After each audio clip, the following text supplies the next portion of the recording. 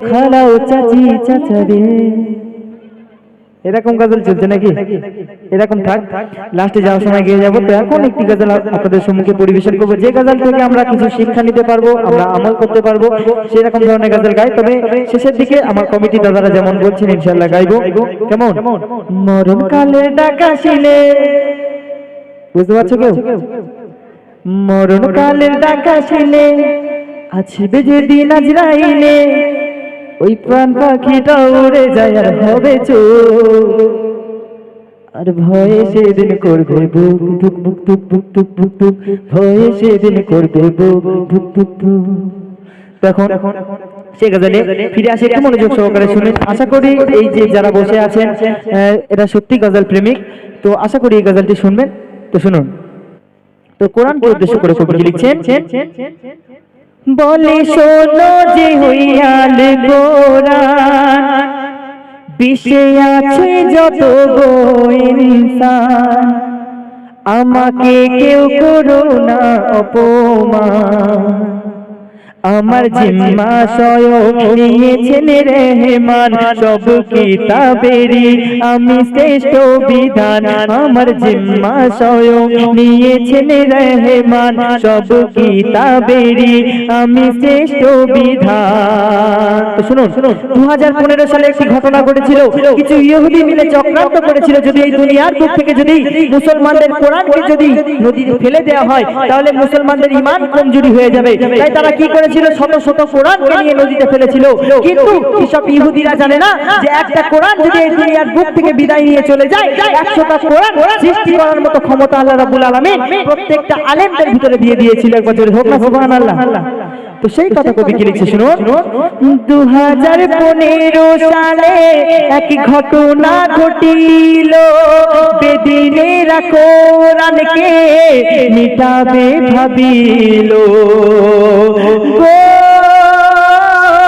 লাখো লাখ কোটি কোটি কোরআনকে নিয়ে ফেলে দিয়েছিল তারা নদীতে গিয়ে, জানতো না যে তারা কোরআন হাফেজ যারা, জানতো না যে তারা কোরআন হাফেজ যারা, লিখবে আবার লাখো কোটি কোরআন, আমার জিম্মা স্বয়ং নিয়েছেন রহমান, সব কিতাবেরই আমি শ্রেষ্ঠ বিধান। আরো একটি সুন্দর ঘটনা। তো দিনাজপুর জেলায় বিরামপুর গ্রামে 1918 সালে একটি ঘটনা ঘটেছিল। একটা আদিবাসী সাঁওতাল তার জালে একদিন কোরআন শরীফ উঠেছিল। কোরআন শরীফ ওঠার পর এই কোরআন শরীফে লাথি মেরেছিল, আর এবং তার সঙ্গে কি কি ঘটনা ঘটেছিল অতি মূল্যবান কথাই কবি লিখছেন। দিনাজপুর জেলায় বিরামপুর গ্রামে 1918 সালে ছিল বিশু নামে, আর আদিবাসী সাঁওতাল পেশা ছিল জেলে, মাছ ধরতে গিয়ে জাল নদীতে ফেলে, জালে আসে উঠে মোদেরই পাকুড়ান, জালে আসে উঠে মোদেরই পাকুড়ান, পা দিয়ে করেছিল সে অপমান, আমার জিম্মা স্বয়ং নিয়েছেন রহমান, সব কিতাবেরই আমি শ্রেষ্ঠ বিধান। তো সেই বিশু নামের ছেলেটি যখন ঘরে আসলো, আস্তে আস্তে তার হাত পা ধরে গেল, মুখের জবান বন্ধ হয়ে গেল, হাজার কবিরাজি দেখানোর পরেও তার কোনো মতে সেই রোগ ধরতে পারলো না, সারাতে পারলো না। শেষ পর্যন্ত তার সঙ্গে কি ঘটনা ঘটেছিল কবি অতি মূল্যবান কথা লিখছেন। বাড়ি আসার পর হারা চলাচল নিস্তব্ধ, কিছুক্ষণ পরে মুখের জবান হয় বন্ধ, অনেক ডাক্তার কবিরাজি দেখালো যে তারা কোন রোগ ধরতে পারেনি, শেষে গেল মারা। তারপর কি ঘটেছিল শোনো বেদিন বেঈমান, কেন পোড়াস কোরআন, শোন রে বেদিন বেঈমান কেন পোরাস কোরআন এমন রোগে মারবে আল্লাহ মহান আমার জিম্মা স্বয়ং নিয়েছেন রহমান সব কিতাবেরই আমি শ্রেষ্ঠ বিধান শেষ কথার মাধ্যমে কবি অতি মূল্যবান লক্ষ্য কোরআনকে উদ্দেশ্য করে বলছে কোরআন হলো মুসলমানদের দিলের নয়ন মনি কোরআন হলো সব কিতাবের শ্রেষ্ঠ জ্ঞানের খনি আল কোরআনকে রিচার্জ করে বৈজ্ঞানিক দেয় প্রমাণ কোরআন যদি না আসিত হতো না জানবাহন করে রিচার্জ কোরআন কত হয় যে মুসলমান করে রিচার্জ কোরআন কত হয় যে মুসলমান সুজাউদ্দিন দয়ার তার প্রমাণ আমার জিম্মা স্বয়ং নিয়েছেন রহমান সব কিতাবেরই আমি শ্রেষ্ঠ বিধান আমার জিম্মা স্বয়ং নিয়েছেন রহমান সব কিতাবেরই আমি শ্রেষ্ঠ বিধান শুনলেন মাহা আমার মা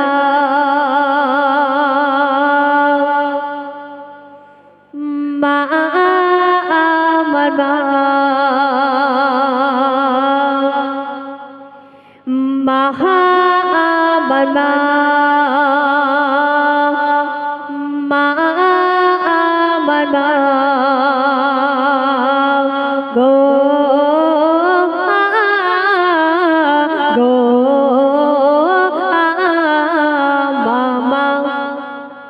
মাগো তোমার কাছে আমি চিরঋণী কাঁদিছে তাই তোমায় সোনামণি কাঁদিছে তাই তোমায় সোনামণি মাগো তোমার কাছে আমি চিরঋণী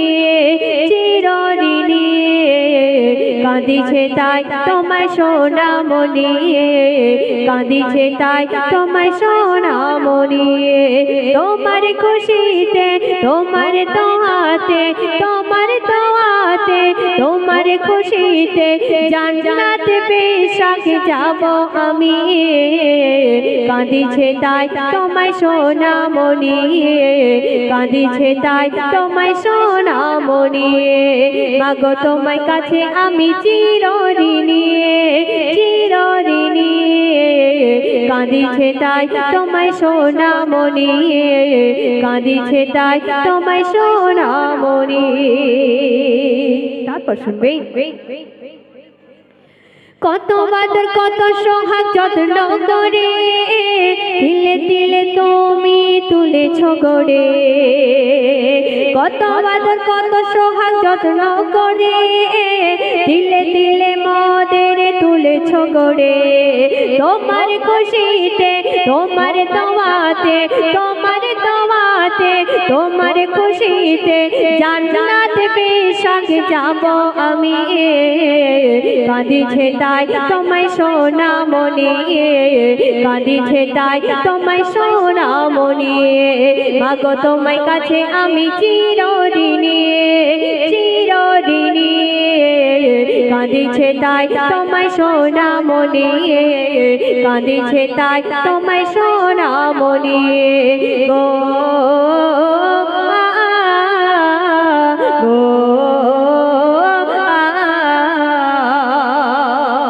তারপর শুনবে তুমি আমার মা আমি তোমায় ছেলে কেমনে মাগো তোমায় থাকি গো ভুলে সে সন্তান বলছে তুমি আমার মা আমি তোমায় ছেলে কেমনে মাগো তোমায় থাকি গো ভুলে তোমার খুশিতে তোমার দোয়াতে